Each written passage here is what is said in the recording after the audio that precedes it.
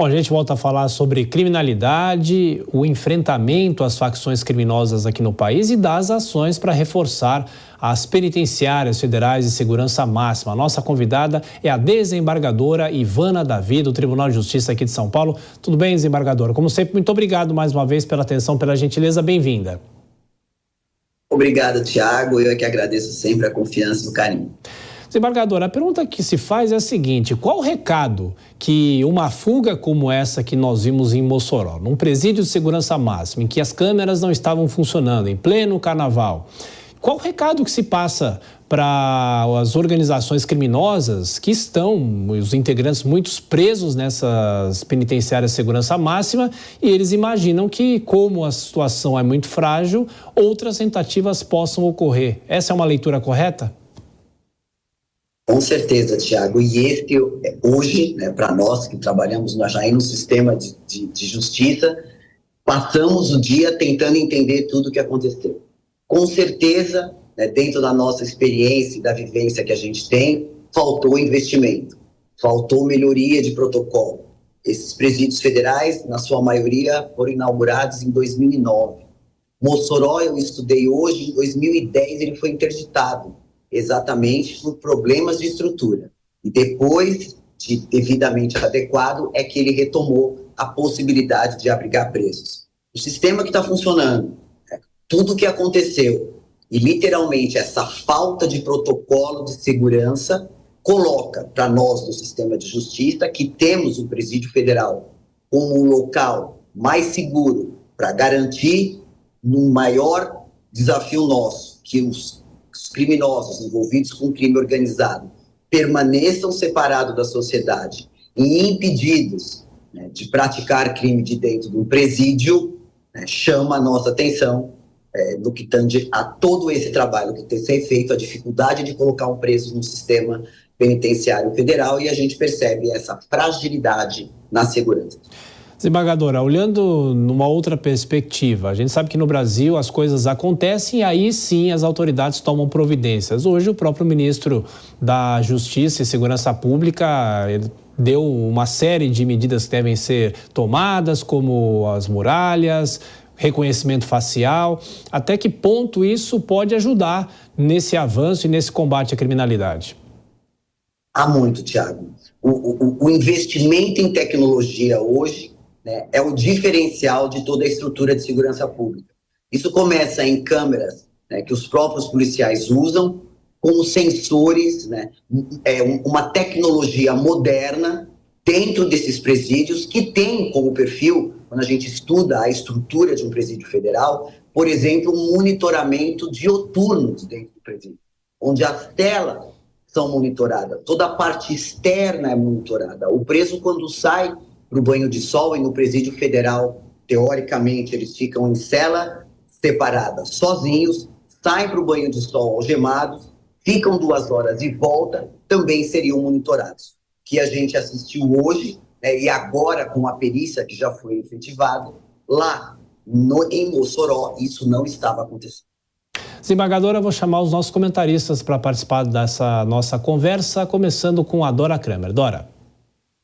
Boa noite, doutora Ivana. A senhora naturalmente assistiu à entrevista do ministro Lewandowski, não é? E viu ele elencar ali o que ele chamou de coincidências negativas, né? Foram desde ferramentas ao alcance dos presos até não funcionamento de câmera. A senhora acha que isso pode ser chamado de coincidência? Há tantas coincidências negativas assim que justifiquem isso? Dora, boa noite. Eu não acredito em coincidências, talvez pela minha rotina de trabalho há 33 anos, trabalhando principalmente com organizações criminosas. Esta situação não pode ser reconhecida como coincidência.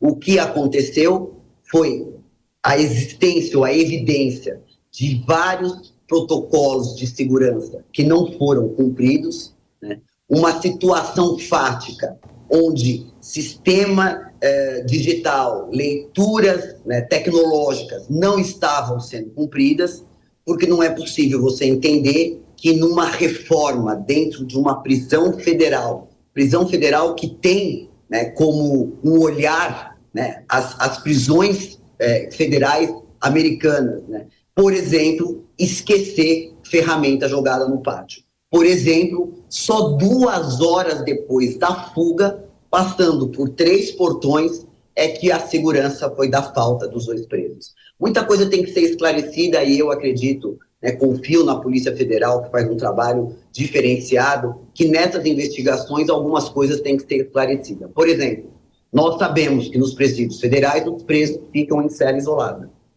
Que coincidência é essa que 2 presos conseguem fugir juntos no mesmo horário, né, utilizando a mesma metodologia, já que teoricamente eles estariam separados. Eles marcaram o encontro, estariam os 2 numa mesma cela. Então são circunstâncias que nos chamam a atenção, porque teoricamente, dentro dos meus processos que atuo e tenho presos que estão em presídios federais, isso, né, não deveria existir. Por isso eu não acredito em coincidência.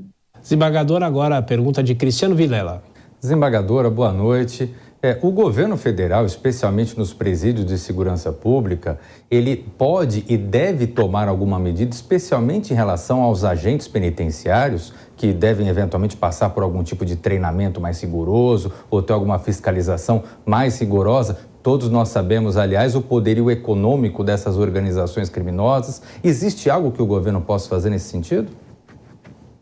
Com certeza, doutor Cristiano. Primeiro, boa noite para o senhor.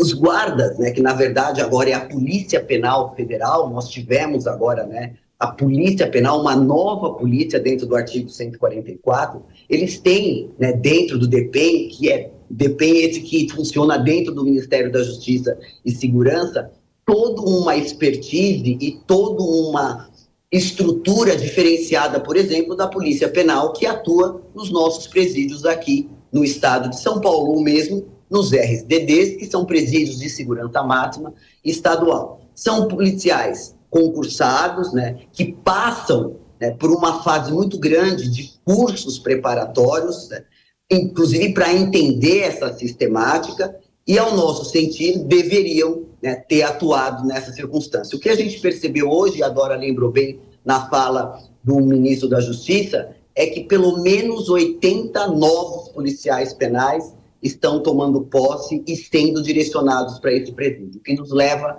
a entender que existia uma falta, né, específica, eu vou colocar entre aspas, mão de obra, mas de polícia penal especializada, preparada para atuar nesse tipo de presídio. O senhor sabe muito bem, doutor, que nesses presídios federais hoje estão com 53% de lotação, muito abaixo. O senhor que conhece a nossa rotina sabe que os presídios são super lotados, mas nos presídios federais, exatamente pela sistemática que existe na lei de crimes hediondos, na lei de execução penal e no decreto que cria, né, o presídio federal, a dificuldade e toda a logística, na verdade é uma estrutura procedimental muito específica para se mandar um preso, né, para um presídio federal, imaginando que nesse presídio federal você tem, né, como juiz de direito que está preocupado com a sociedade, né, uma total segurança de que aquele preso não vai continuar praticando crime de dentro do presídio e que, por ser um preso que gera,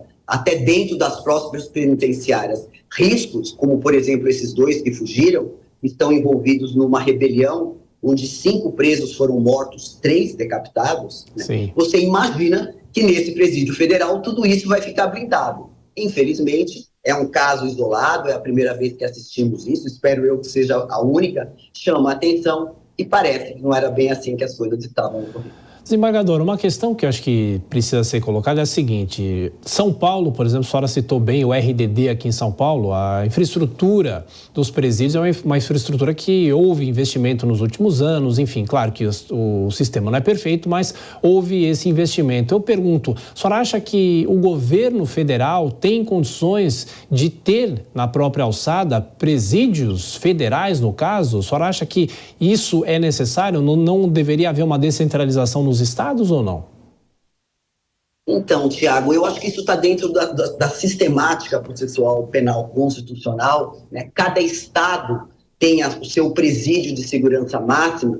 Entretanto, pela determinação da lei, em alguns momentos, esses RDDs, que é um regime diferenciado, né, teórica ou tecnicamente falando, não tem a mesma forma, o mesmo trabalho e a mesma estrutura que tem um presídio federal. Em qualquer lugar do mundo tem esses presídios federais. O nosso país tem situação econômica para tanto, né? O Ministério da Justiça e Segurança Pública tem verba específica para esse tipo de presídio, com guarda, com tecnologia, aliás, como funciona, por exemplo, o Presídio Federal de Brasília, que é um dos mais, ou melhor, estruturado entre os 5. Então, tem que ter, sim, né? Os presos que vão para lá, eu volto a afirmar, tem todo um procedimento, o doutor Cristiano é advogado, conhece todo o procedimento, que é muito restrito, existe todo um contraditório, vários juízes, o juiz da execução onde o preso está, com o juiz federal, que é o juiz corregedor de um presídio federal, né? O próprio DPEM, todos têm que ter pareceres para esse indivíduo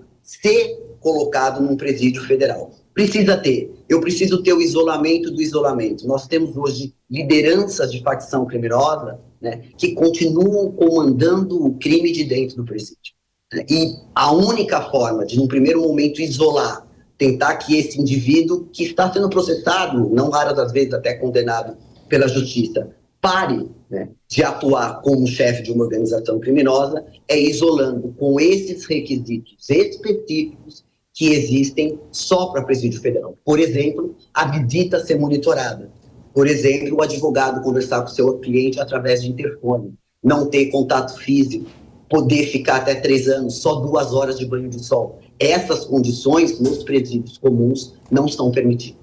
Desembargador, eu vou passar uma informação sobre os presos que fugiram e daqui a pouco faço uma pergunta para a senhora também. Os primeiros detentos a fugir dessa penitenciária de segurança máxima aqui no Brasil têm uma longa ficha criminal. Davidson Cabral Nascimento e Rogério da Silva Mendonça subiram no mundo do crime atuando como matadores do Comando Vermelho no Acre. As condenações dos criminosos são mais de 100 anos. Eles foram transferidos para o presídio de Mossoró, no Rio Grande do Norte, em setembro do ano passado, após participação de uma rebelião que causou 4 mortes em Rio Branco. Agora, desembargadora, eles não são, vamos dizer assim, os líderes do Comando Vermelho, mas são integrantes de uma facção criminosa. Até que ponto há falhas em investigações, falhas em estrutura, não só na estrutura penitenciária, mas também na ficha corrida deles, vamos dizer assim? Pois é, Tiago, você lembrou muito bem. Eu conversei hoje com o delegado da inteligência do estado do Acre, eu trabalho muito próximo de polícia, pelo que eu estudo, e ele narrou exatamente isso. Para ir para um presídio federal, você pode ir em 2 condições que a lei, né, exige. Primeiro, ser líder de facção criminosa, ou, não sendo líder de facção criminosa, ainda que integre a facção ou não, seja um preso, né, que tenha praticado condutas criminosas. A maioria, o doutor Cristiano sabe melhor do que eu, são os denominados crimes hediondos, que são crimes gravíssimos, que têm penas elevadas e que colocam o sistema penitenciário, onde eles se encontram, em risco. É o caso desses 2. Esses 2 não são lideranças, não são considerados lideranças no estado do Acre pelo Comando Vermelho, mas são indivíduos, segundo o estudo da própria facção, responsáveis, o que a gente chama aqui em São Paulo, da sintonia da disciplina. Sintonia de disciplina, para quem nos ouve, é dentro da organização criminosa, ela é dividida, digamos, em departamentos ou em nichos. E essa sintonia da disciplina é a sintonia responsável por, eventualmente, ir cobrar daquele indivíduo que desagradou a organização criminosa, eventualmente não respeitou alguma regra, deixou de cumprir alguma determinação, e ele responde para um tribunal do crime.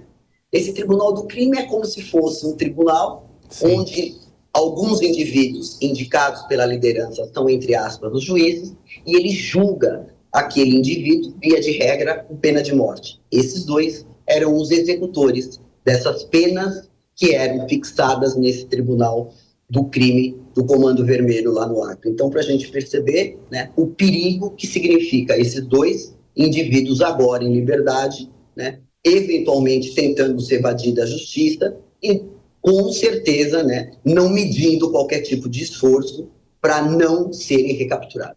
Desembargadora Ivana Davi, muito obrigado mais uma vez pela atenção, pela gentileza, bom descanso, até a próxima. Eu é que agradeço, até a próxima. Obrigado.